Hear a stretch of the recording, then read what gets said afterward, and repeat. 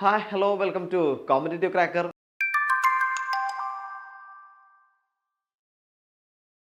Competitive ക്രാക്കറിൻ്റെ പുതിയൊരു വീഡിയോയിലേക്ക് നിങ്ങൾക്ക് സ്വാഗതം. ഞാനിന്ന് വന്നിരിക്കുന്നത് നമുക്കറിയാം, നമ്മൾ CSEBിൻ്റെ ഒരു പുതിയ സീരീസ് സ്റ്റാർട്ട് ചെയ്തിട്ടുണ്ട്. കഴിഞ്ഞ ദിവസം അതിൻ്റെ അനൗൺസ്മെൻറ്റ് കാര്യങ്ങളൊക്കെ നടന്നതാണ്. എന്താ പേര്? സൂപ്പർ ഓവർ അല്ലേ? ഇപ്പോൾ IPL സമയം ആയതുകൊണ്ട് തന്നെ എല്ലാവരും ക്രിക്കറ്റുമായി ബന്ധപ്പെട്ടാണ് ഇരിക്കുന്നത്. അതുകൊണ്ട് തന്നെയാണ് നമ്മൾ ആ ഒരു പേര് നമ്മൾ ഇട്ടത്. അപ്പോൾ ആ സൂപ്പർ ഓവറിൻ്റെ ഈ ആഴ്ചത്തെ 6 ബോൾ നിങ്ങൾക്ക് തരികയാണ്. നിങ്ങൾക്ക് അത് എന്ത് ചെയ്യാം? സിക്സർ അടിച്ചുകൊണ്ട് നിങ്ങളുടെ ടീമിൻ്റെ സ്കോറിനെ വർദ്ധിപ്പിക്കാൻ പറ്റട്ടെ. ഓക്കെ, നമുക്ക് ഓരോന്നായിരുന്നു നോക്കാം. ഒന്നാമത്തെ ചോദ്യം, receipt and payment account record receipt and payment of dash. Accountancy ആണ് നമ്മളെന്ന് പറയുന്നത് അല്ലേ? അപ്പോൾ അക്കൗണ്ടൻസിന് ഇവിടെ പറഞ്ഞിട്ടുണ്ട് ഏതാണ്? റെസിപ്റ്റ് ആൻഡ് പേയ്മെന്റ് അക്കൗണ്ട് ആണ്. അപ്പോൾ ഈ റെസിപ്റ്റ് ആൻഡ് പേയ്മെന്റ് അക്കൗണ്ട് എന്തുമായിട്ട് ബന്ധപ്പെട്ടാണ് ഇരിക്കുന്നത്? നോക്കൂ, revenue, capital only, both of the above, none of the above. 4 option അവിടെ കൊടുക്കും. ഏതായിരിക്കാം? റെസിപ്റ്റ് ആൻഡ് പേയ്മെന്റ് അക്കൗണ്ട് വരുമ്പോൾ തന്നെ നമ്മൾ മനസ്സിലാക്കണം അത് എവിടെയാണ്? അവിടെ പ്രോഫിറ്റ് ഓർഗനൈസേഷൻ അല്ല, നോട്ട് ഫോർ പ്രോഫിറ്റ് ഓർഗനൈസേഷൻ ആണല്ലേ? നോട്ട് ഫോർ പ്രോഫിറ്റ് ഓർഗനൈസേഷനിൽ എന്ത് വരിക? ഇത്തരത്തിൽ റെസിപ്റ്റ് ആൻഡ് പേയ്മെന്റ് അക്കൗണ്ട് വരിക. അപ്പോൾ റെസിപ്റ്റ് ആൻഡ് പേയ്മെന്റ് അക്കൗണ്ട് എന്ന് പറയുമ്പോൾ മറ്റൊരു കാര്യം കൂടി നമുക്ക് പറയാം, പ്രോഫിറ്റ് ഓർഗനൈസേഷനിലുള്ള ഫൈനൽ അക്കൗണ്ട് പോലെ തന്നെയാണ് ഇത് വരുന്നത് അല്ലേ? ആ ഫൈനൽ അക്കൗണ്ട് നമ്മൾ എന്തൊക്കെ എടുക്കും? നമ്മൾ റവന്യൂ നാച്ചർ ഉള്ളത് എടുക്കും, ക്യാപിറ്റൽ നാച്ചർ ഉള്ളത് എടുക്കും അല്ലേ? അപ്പോൾ അത് തന്നെയാണ് ഇവിടെ വരുന്നത്. നോട്ട് ഫോർ പ്രോഫിറ്റ് ഓർഗനൈസേഷൻ്റെ റെസിപ്റ്റ് ആൻഡ് പേയ്മെന്റ് അക്കൗണ്ട് ഏതൊക്കെ എടുക്കും? ബോത്ത് A ആൻഡ് B, അല്ലെങ്കിൽ എന്താണ് റെസിപ്റ്റ് ആൻഡ് പേയ്മെന്റ് അക്കൗണ്ടിൽ റവന്യൂ നാച്ചർ ഉള്ളത് എടുക്കും, അതേപോലെ തന്നെ ക്യാപിറ്റൽ നാച്ചർ ഉള്ളത് എടുക്കും. Okay, clear. അടുത്ത ചോദ്യം, dash is amount the business is bound to pay. ഏതായിരിക്കാം? Liability, asset, expense, none of these അല്ലേ?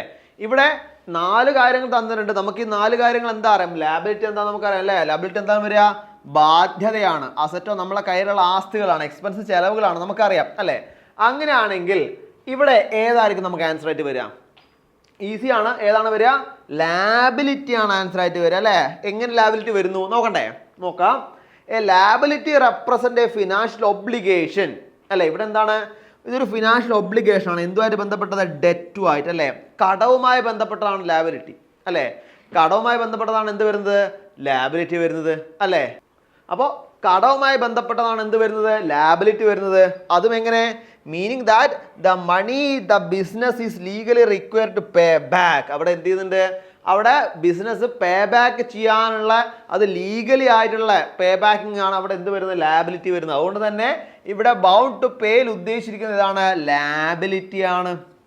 ഈസി ക്വസ്റ്റൻ ആണ് അല്ലേ? ലാബിലിറ്റി എന്താണെന്ന് നമുക്കറിയാം. അപ്പോൾ ലാബിലിറ്റി അറിയുന്ന ഒരാൾക്ക് ഈസി ആയിട്ട് നമുക്ക് എന്ത് ചെയ്യാൻ പറ്റും? ഈ ക്വസ്റ്റൻ നമുക്ക് ആൻസർ ചെയ്യാൻ പറ്റും. അടുത്ത ചോദ്യം നോക്കൂ, narration is associated with. Narration എന്നത് ഏതുമായിട്ട് അസോസിയേറ്റ് ആണുള്ളത്?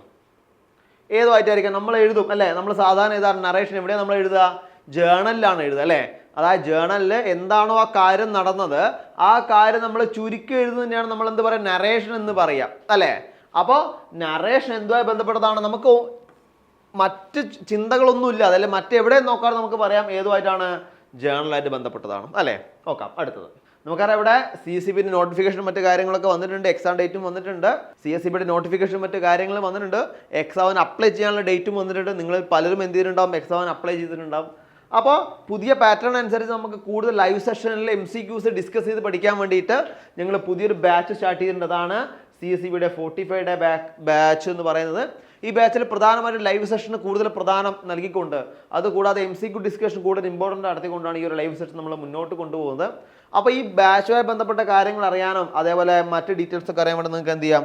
ഇവിടെ ബോർഡ് നമ്പർ കൊടുത്തിട്ടുണ്ട്. ഈ ബോർഡ് നമ്പർ നിങ്ങൾക്ക് കോൺടാക്ട് ചെയ്യാം. ഓക്കെ, അടുത്ത ക്വസ്റ്റൻ നോക്കാം. The process of transferring the debit and credit item of a journal to the respective accounts in a ledger is called. ഏതാണ്? അതായത് നമുക്കറിയാം, നമ്മൾ ആദ്യം ചെയ്യുന്നതാണ് ജേണലാണ്. അത് കഴിഞ്ഞിട്ടാണ് നമ്മൾ എങ്ങോട്ടേക്ക് പോവുക? ലെഡ്ജറിലോട്ട് പോവുക അല്ലേ? അപ്പം ജേണലിൽ ഉണ്ടാക്കിയ കാര്യങ്ങളൊക്കെ എങ്ങോട്ടേക്ക് മാറ്റും? ലെഡ്ജറിലേക്ക് മാറ്റും. അങ്ങനെ മാറ്റുന്നതിനെ വിളിക്കുന്ന പേരെന്താണ്? Posting, transferring, balancing, recording. ഏതായിരിക്കാം വിളിക്കുക? ഈസിയുള്ള ക്വസ്റ്റൻ ആണല്ലേ? നമുക്കറിയാം, നമ്മൾ ഒരു അക്കൗണ്ട്സ് ചെയ്യുന്ന ഒരാളാണ്, നമുക്കറിയാം ഏതാണെന്നുള്ളത് അല്ലേ? ഏതായിരിക്കാം? ദാറ്റ് ഈസ് പോസ്റ്റിംഗ് അല്ലേ? പോസ്റ്റിംഗ് ആണത് അല്ലേ? പോസ്റ്റിംഗ് എന്നാണ് എന്ത് ചെയ്യുക? അതിന് പറയാം. അതായത് എവിടെ? ഡെബിറ്റ് ആൻഡ് ക്രെഡിറ്റ് ഐറ്റം ജേണലിൽ വരുന്ന, അതായത് ജേണലിൽ വരുന്ന ഡെബിറ്റും ക്രെഡിറ്റ് ഐറ്റവും ലെഡ്ജറിലേക്ക് മാറ്റുന്നതിനെ വിളിക്കുന്ന പേരാണ് പോസ്റ്റിംഗ്. ക്ലിയർ? ഓക്കെ, അടുത്ത് നോക്കാം. Commission received should be dash in the P&L account അല്ലേ. നമ്മൾ സാധാരണ ഒരു ഫൈനൽ അക്കൗണ്ട് ഉണ്ടാക്കുന്ന സമയത്ത് നമ്മൾ തയ്യാറാക്കുന്ന എന്ത് trading and profit and loss account അല്ലേ. Trading and profit and loss account നമ്മൾ ഉണ്ടാക്കും. അതിനുശേഷമാണ് നമ്മൾ എന്തുണ്ടാക്കുക, ബാലൻസ് ഷീറ്റ് ഉണ്ടാക്കുക.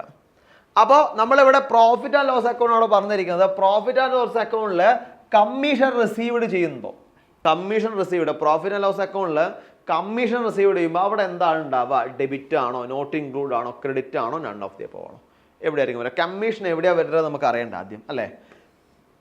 പ്രോഫിറ്റ് ആൻഡ് ലോസ് അക്കൗണ്ട് എടുത്തു. പ്രോഫിറ്റ് ആൻഡ് ലോസ് അക്കൗണ്ടിൽ ഏത് ഭാഗത്തായിരിക്കും വരിക, ഡെബിറ്റ് സൈഡ് ആണോ അല്ലെങ്കിൽ ക്രെഡിറ്റ് സൈഡ് ആണോ ചെയ്യും, എന്തായിരിക്കും വരിക നോക്കാം. കമ്മീഷൻ ആണ് അല്ലേ. കമ്മീഷൻ എന്ന് പറയുമ്പോൾ എന്താ, ശരിക്കും പറഞ്ഞാൽ നമുക്ക് കിട്ടുന്ന ഇൻകമാണ്. കമ്മീഷൻ വെച്ചാൽ നമുക്ക് പറയുന്ന ഇൻകമാണ് അല്ലേ. ഒരു ഇൻകമാണ് എന്ത്, കമ്മീഷൻ. അപ്പോൾ കമ്മീഷൻ എവിടെ നമ്മൾ എഴുതുക, കമ്മീഷൻ നമ്മൾ ക്രെഡിറ്റഡ് ആണ് ചെയ്യുക അല്ലേ. കമ്മീഷൻ നമ്മൾ എന്താ ചെയ്യുക, ക്രെഡിറ്റ് ആണ് ചെയ്യുക. നമുക്ക് കിട്ടുന്നതായതുകൊണ്ട് തന്നെ നമ്മൾ എന്ത് ചെയ്യും, അത് ക്രെഡിറ്റ് ആണ് ചെയ്യുക. അതാണ് അവിടെ കൊടുത്തിരിക്കുന്നത്. Commission received is credited in the P&L account അല്ലേ. കമ്മീഷൻ റിസീവ്ഡ് എന്ത് ചെയ്യുന്നു, P&L അക്കൗണ്ടിൽ അവിടെ ക്രെഡിറ്റ് ചെയ്യുന്നു. ഓക്കെ, അടുത്ത് നോക്കാം. A nominal account debit all dash. ഇവിടെ നമ്മൾ പഠിക്കേണ്ട ഒരു കാര്യം, ഒരു ഗോൾഡൻ റൂൾ ഉണ്ട് അക്കൗണ്ട്സിൽ. നിങ്ങളൊക്കെ പഠിച്ചിട്ടുണ്ടാവും അല്ലേ, ഗോൾഡൻ റൂള്. ആ ഗോൾഡൻ റൂളാണ് നമ്മൾ എന്ത് ചെയ്യണം ഇവിടെ പഠിക്കേണ്ടത്. അപ്പോൾ അത് പ്രകാരം 3 അക്കൗണ്ട് നമുക്കുണ്ട്. ഏതൊക്കെയാ, personal account and real account, then nominal account അല്ലേ. ഇതിന് ഓരോന്നിനും ഓരോ റൂൾ ഉണ്ട്. പേഴ്സണൽ അക്കൗണ്ട് റൂൾ ഉണ്ട്, റിയൽ അക്കൗണ്ട് റൂൾ ഉണ്ട്, അതേപോലെ നോമിനൽ അക്കൗണ്ട് റൂൾ ഉണ്ട് അല്ലേ. അപ്പോൾ ഇതിൽ നോമിനൽ അക്കൗണ്ടിന്റെ റൂളിൽ ഏതാണോ ഡെബിറ്റ് ചെയ്യുന്നത് നമ്മൾ അവിടെ പറയും all dash are debited or dash are credited, അങ്ങനെയാണ് നമ്മൾ പറയാം അല്ലേ. അപ്പോൾ ഇവിടെ നോമിനൽ അക്കൗണ്ട് ഏതായിരിക്കാം, അതാണ് ചോദ്യം. നമുക്ക് നോക്കാം. എക്സ്പെൻസസ് ആൻഡ് ലോസസ് ആണ്. All expenses and losses are debited അല്ലേ. എക്സ്പെൻസസ് ലോസസ് എന്ത് ചെയ്യുന്നു, അവിടെ ഡെബിറ്റ് ചെയ്യുന്നു. അത് അക്കൗണ്ട്സിൻ്റെ ഒരു ഗോൾഡൻ റൂളിൽപ്പെട്ട കാര്യമാണ്. ഓക്കെ, അത് നമുക്ക് മനസ്സിലായി. ഇതൊക്കെയാണ് നമുക്ക് ഇന്ന് പ്രധാനപ്പെട്ട കാര്യങ്ങൾ പറയാനുള്ളത്. പ്രധാനപ്പെട്ട ഒരു 6 ക്വസ്റ്റ്യൻ, അതായത് അക്കൗണ്ടിൻ്റെ ബേസുമായി ബന്ധപ്പെട്ട ഒരു 6 ക്വസ്റ്റ്യൻ നമ്മൾ നോക്കി. ഇനി വരുന്ന അവസരങ്ങൾ നമ്മൾ കോസ്റ്റ് അക്കൗണ്ടിങ്ങുമായി ബന്ധപ്പെട്ട ക്വസ്റ്റ്യനാണ് നമ്മൾ നോക്കുക. കോസ്റ്റ് അക്കൗണ്ടിങ്ങുമായി ബന്ധപ്പെട്ട ക്വസ്റ്റ്യൻസ് നമുക്കറിയാം എങ്ങനെയാണ് ചെയ്യുക. കാരണം കോസ്റ്റിംഗ് എന്ന് പറയുന്നത് കുറച്ച് ഇമ്പോർട്ടൻ്റ് ആയ ഏരിയ ആണ്. അപ്പോൾ നമ്മളിപ്പോൾ എടുത്തത് അക്കൗണ്ട്സിൻ്റെ ബേസുമായി ബന്ധപ്പെട്ട ക്വസ്റ്റ്യൻ ആണ്.